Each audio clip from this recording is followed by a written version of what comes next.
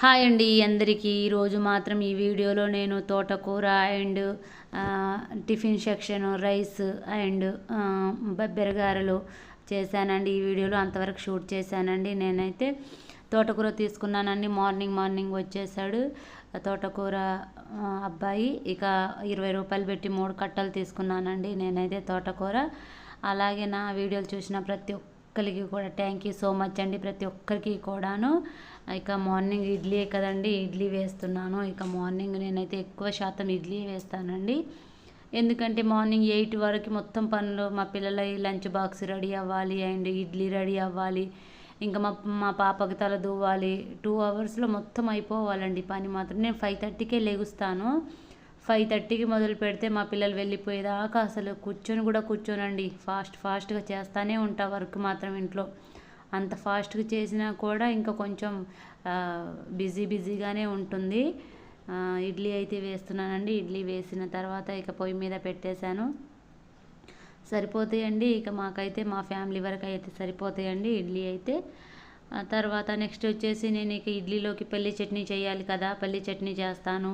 మళ్ళీ తర్వాత ఒక్కొక్కసారి ఏమో సాంబార్ కూడా పెడతాను. ఇడ్లీ సాంబార్ అండ్ పల్లి చట్నీ. ఒక్కొక్కసారి పల్లీలలో పుట్నాలు యాడ్ చేస్తాను. ఈరోజు మాత్రం పచ్చిమిరకాయలు వేసానండి చట్నీలోకి. పచ్చిమిరకాయల చట్నీ చేస్తున్నాను. అది శనగిత్తనాలు పచ్చిమిరపకాయలు.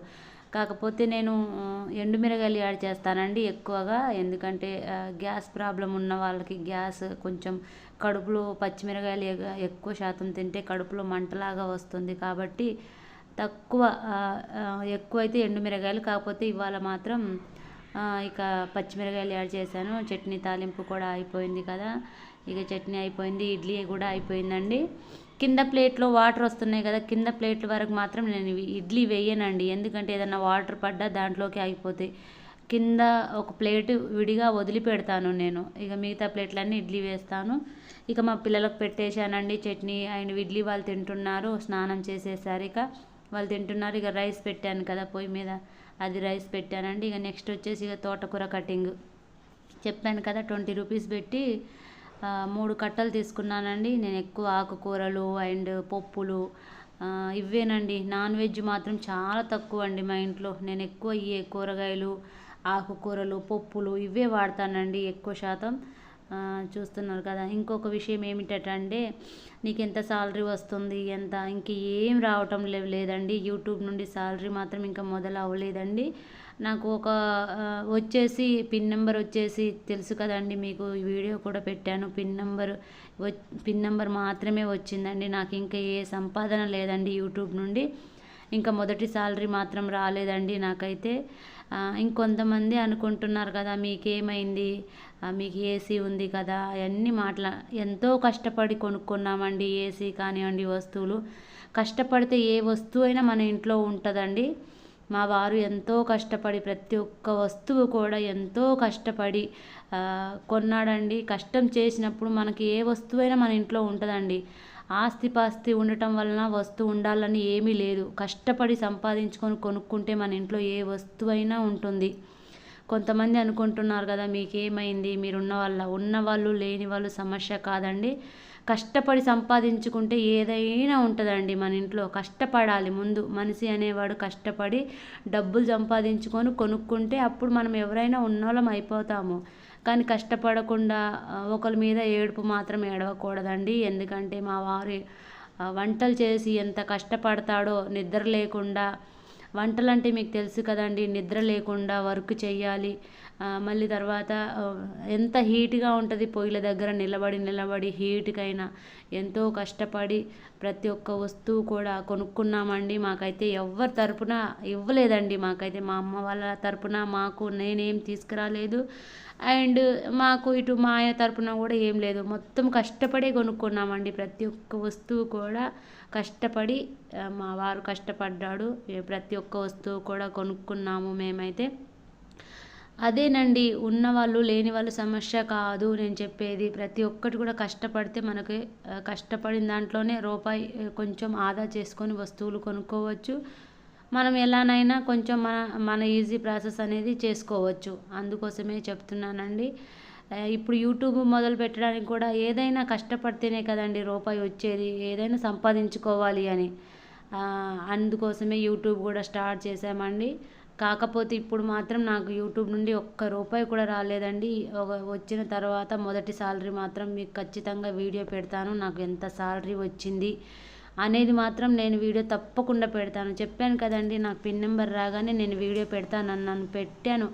వచ్చిన గంటకే నేను వీడియో అప్లోడ్ చేశానండి. అలాగే నాకు సాలరీ రాగానే కూడా నేను ఖచ్చితంగా నా సాలరీ ఎంత అనేది మాత్రం ఖచ్చితంగా మీకు ఆ వీడియో కూడా అప్లోడ్ చేస్తానండి. నాకు మాత్రం ఇంకా ఇప్పటికీ ఏ రూపాయి రాలేదు, కష్టపడతానే ఉన్నాము. యూట్యూబ్ అనగానే ఈజీ ప్రాసెస్ అయితే ఏమీ ఉండదండి. దానికి షూటింగ్ తీయాలి, షూట్ చేయాలి వీడియోలు, మళ్ళీ దాని తర్వాత వాయిస్ ఓవర్ ఇవ్వాలి. ఎంత కష్టం ఉంటుందోనండి. యూట్యూబ్ ఇట్లా పెట్టగానే అట్లా అప్లోడ్ చేయగానే ఏ వీడియో ఇది అవ్వదండి. దాని వెనకాల వాళ్ళు చాలా కష్టం ఉంటుందండి. ఏ పనిలోనైనా కష్టం ఉంటుంది, అది అర్థం చేసుకోవాలండి ప్రతి ఒక్కరు కూడాను. ఏముందిలే వీడియోలే కదా అలా ఎప్పుడు అనుకోవద్దండి. దానికి కూడా మార్నింగ్ నుండి వీడియో తీసి మళ్ళీ వాయిస్ ఓవర్ ఇచ్చి టైం అనేది సరిపోతుందండి. టైం అనేది వీడియోలకే ఒక వర్క్ చేసినట్టే. ఇక వీడియోలు అంటే ఒక వర్క్ పని చేసినట్టే.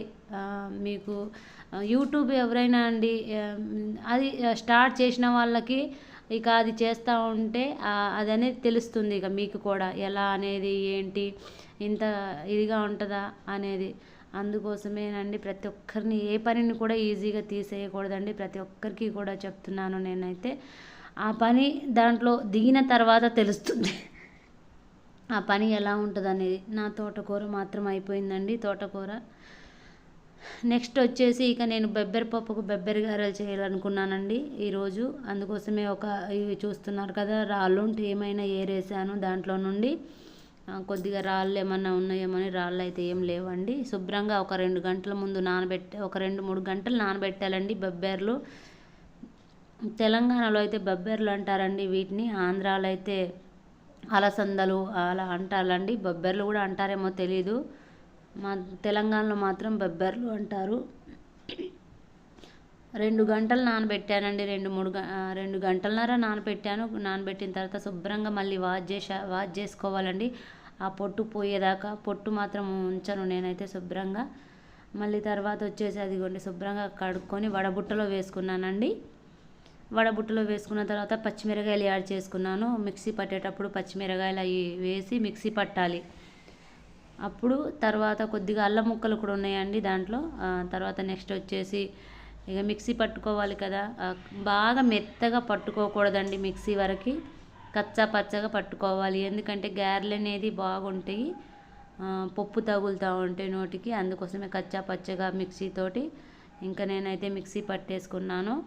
మిక్సీ పట్టుకున్న తర్వాత ఇక నెక్స్ట్ వచ్చేసి తెలుసు కదా, ఇక ఇవన్నీ మాత్రం బెబ్బెరగారలు బాగుంటాయండి, ఎవరైనా ట్రై చేయండి. ఆంధ్రాలో మాత్రం ఎక్కువ మినపగారలే వేస్తారండి. తెలంగాణలో మాత్రం ఏదైనా పండగకి ఏదైనా బెబ్బెరగారలు ఎక్కువ వండుతారు.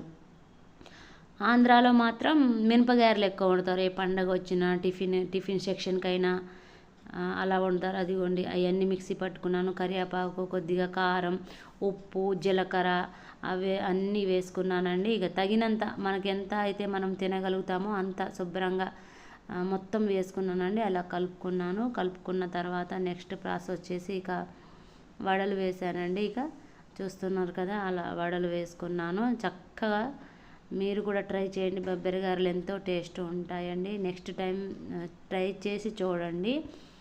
ఎక్కువ మాత్రం ఆంధ్రాలో అయితే మినపగారెలేనండి.